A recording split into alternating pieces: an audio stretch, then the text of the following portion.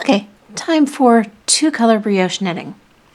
And building upon the last video, the single or one-color brioche knitting, we still cast on with a larger needle size. In this case, I'm knitting with US 5s and I'm casting on to a US 10. And let's just get going. The cast on that I'm using is a little bit different because I want to get actually both of the colors showing up. And I'm going to cast on an odd number of stitches. The first stitch that goes on is red. Red is going to be my main color. And the difference in this one is that it's a symmetric long tail.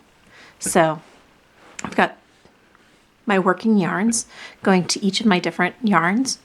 And the first stitch gets picked up normally, where you go outside the thumb to the inside of the index finger. The second one is the outside strand from the index finger picked up first, and then the inside strand of the thumb picked up second, and that gets you alternating colors. Woohoo! Alternating colors. So I'm just going to go through and cast on a decent number of colors, or a decent number of stitches to get us started. And 1, 2, 3, 4. 1, 2, 5. And let's do, it's 12. Let's go through and add on that last one, and we've got 13. And again, I cast on the larger knitting needle. I'm using the smaller one. And red is the main color. It's the one I started with. But the first strand I'm going to knit is going to be knit with the contrast color, in this case the gray. And I am going to actually knit the first row. And with single strand, you only have one repeat you have to worry about, one row instruction, which is slip, yarn forward, slip, knit, yarn forward, slip, knit. With two color, because you're working each row twice, once with your contrast color, once with your main color, you have to worry about knitting and purling. And it happens for rib, you need to basically knit with the contrast and then come back and purl. And then on the next row, purl with the contrast and knit with the main color. And so you have basically a 4-row repeat going on there. So let's get started and I'll show you what I mean. So we're starting working with the contrast color. And I'm going to slip the first stitch, and I'm going to do this with both of the yarns. And that's going to give me a nice selvage edge, a nice solid red start. And because the next stitch is gray, I'm going to knit that with the gray yarn. And then I'm going to do my yarn forward and slip, knit, woo, come on, slip, well, yarn forward, slip, knit, yarn forward, slip, knit, yarn forward, slip, and then knit, and yarn forward, slip, knit, and slip that last one. And I can put this away because I won't need that until it's time to bind off. And I can also take my end off because now I have to go through and move all of my yarn back to the other side and work the red. And like I said, we're going to be slipping this first stitch every single time that we go through to give us a nice, good, solid selvage edge. The first stitch is a contrast color alone, so I'm going to yarn forward and slip that. And the next one is a brioche stitch where the contrast has crossed my red, so I'm going to knit. I'm knitting. I need to be purling on this one. And come on. For some reason, my fingers just want to be very flat fingered at this point. So purl, slip with the yarn forward.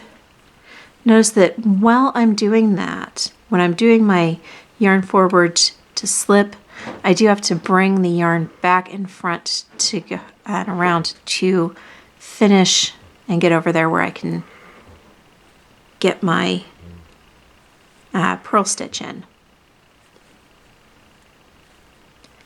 So away we go. And purl these last two together. And now I turn it. And if you get lost on where you are, what side you're working on, what you're doing, when you look down at the bottom, you should see what your first stitch color is.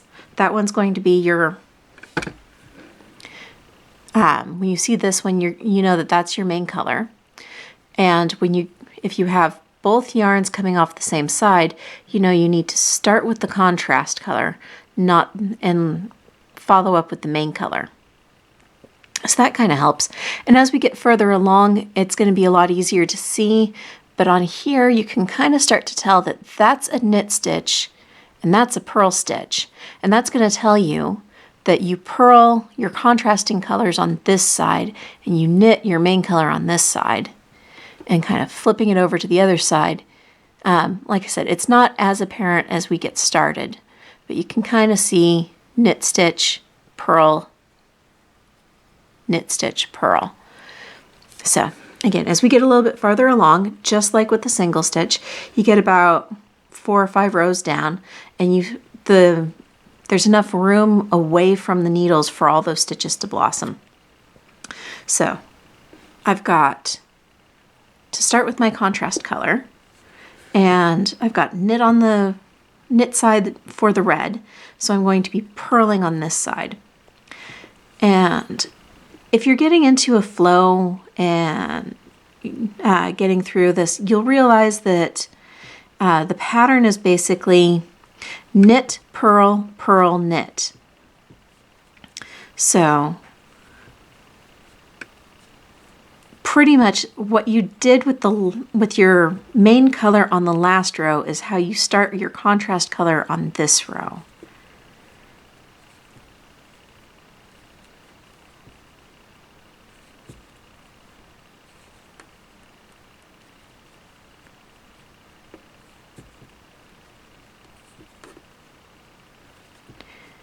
And here we are, back to the end. And kind of one reason why I'm keeping this on is to emphasize that most of the sliding is going to be done with one needle. It's going to be on one side only that you really have to worry about slipping that stitch. And again, that first one is our selvage edge. We slip it no matter what. And then we're slipping, and this is the side that we get to knit on, so we go through and we knit this side and slip it and knit it, slip it and knit it and slip and knit. And again, when we're slipping, it's yarn forward, slip purlwise, and then bring back over the top of the needle and knit the next stitch. So yarn forward, slip purlwise, bring back over the top of the needle and knit. And turning this around. And you can start to see it's coming up a lot clearer now that these are knit stitches. Some of them are getting a little squished, but yeah, we're getting there. So slip that selvage edge again, knit those two together, yarn forward, slip purlwise, bring back over the needle and to knit the next stitch. Slip and knit. Yarn forward, slip and knit. Yarn forward, slip and knit. And yarn forward, slip and knit. And slip that last one. And let's just finish up this row, and then I will show you another little sample piece I've got. So again, selvage edge, and we are going to be purling with this one. So slip, bring it back around to purl, slip, back around to purl, slip and back around to purl, slip and back around to purl, slip and purl. And go through, and one of the things with the cast on, with the two color cast on, is that sometimes you need to go through and tug a little bit on that fun. Some people like to make a slip knot, but that's just an extra bit of knot work in there that I don't always appreciate. And so you may recognize this from the title cover of the slide. When I did this sample, I made some mistakes. And you can see them easier on this side. And let me bring that on up a little bit closer. And what happened is I ended up purling on the pink rows and did that a couple of times instead of going through and knitting them. And it doesn't show up as much over here because the knit stitches kind of get sucked down by the purl stitches above and below them. But that is something that you can do, is you can go through and choose to knit on one side and purl on the other side, and it makes a really interesting, pretty picture.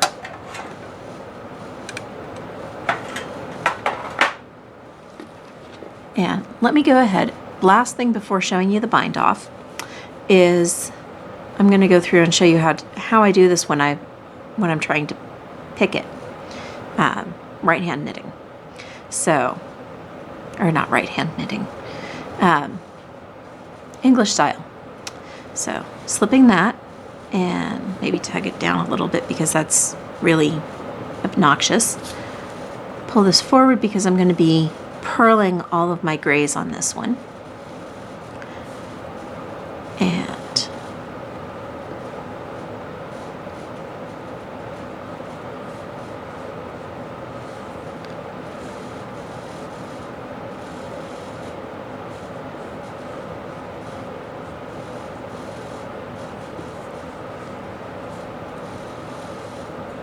it gets kind of fun and interesting that you have to, for me especially, because I have to remember that I am lifting that slip stitch off, not actually purling it.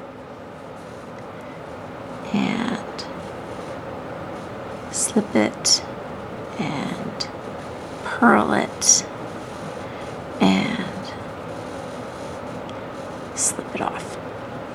And then slip on back over to the front, go through and tug that a little bit, flip it so that my yarn isn't all weird, and slip that.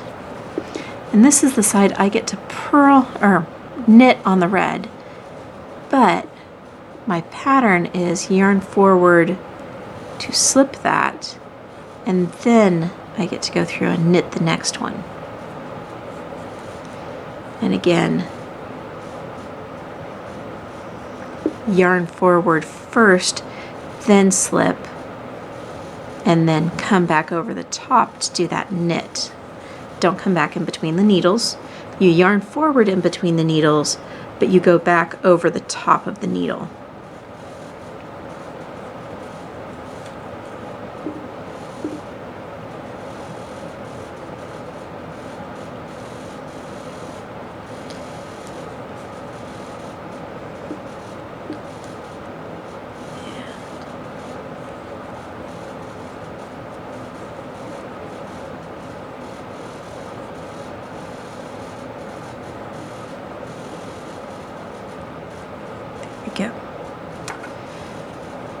And just to kind of show you how that selvage edge is shaping up.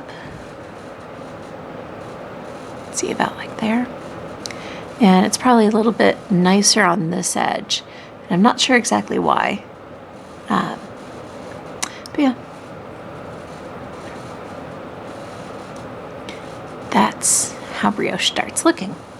And now, when it's time to bind off,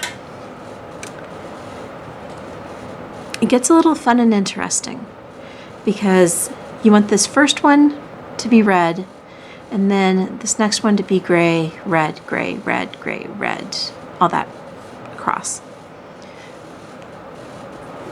So you start and look at it closely, and you've got knits and purls essentially as you're working. So you start with your red by purling it.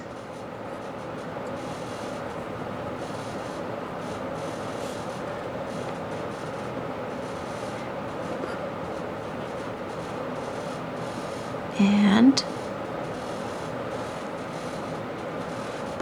this is a variation of the yarn over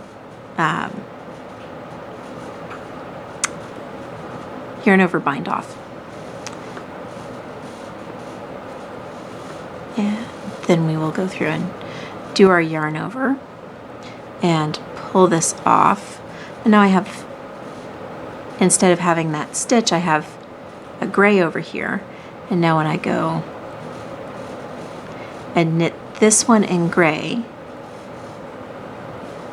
and then pull it over the top, what I'm going to do with is yarn over with red and pull that over here. Whee! And now I've got a red, and I purl and pull over.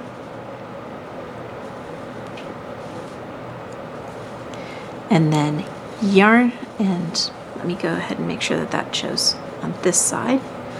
And my gray becomes my yarn over and pull over.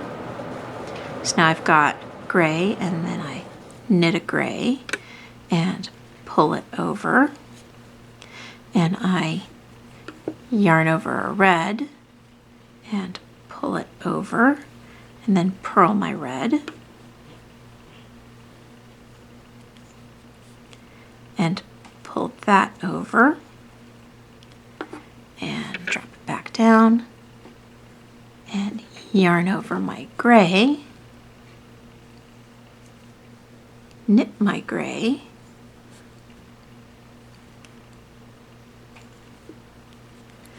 yarn over red,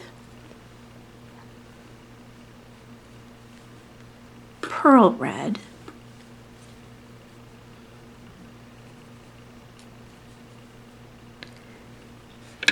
yarn over gray, knit gray, pull over,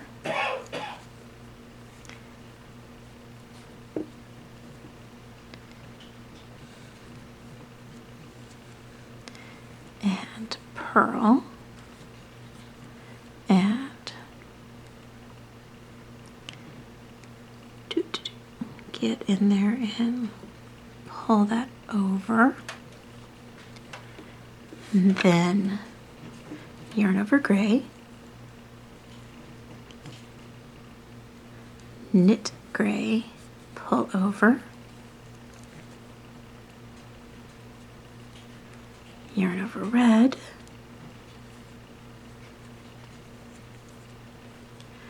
purl red, pull over, yarn over gray, and knit gray, and pull over, and yarn over red, pull down that gray, and you can just go through and knit this last one. And then, as with all other styles of binding off. Slip it and pull it on up through that last loop.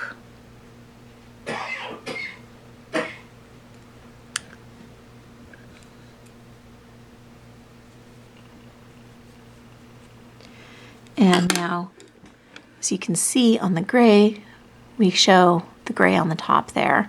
And on the red, we've got the red coming on. So that's two-color brioche. Feel free to go through and post any questions in the comments.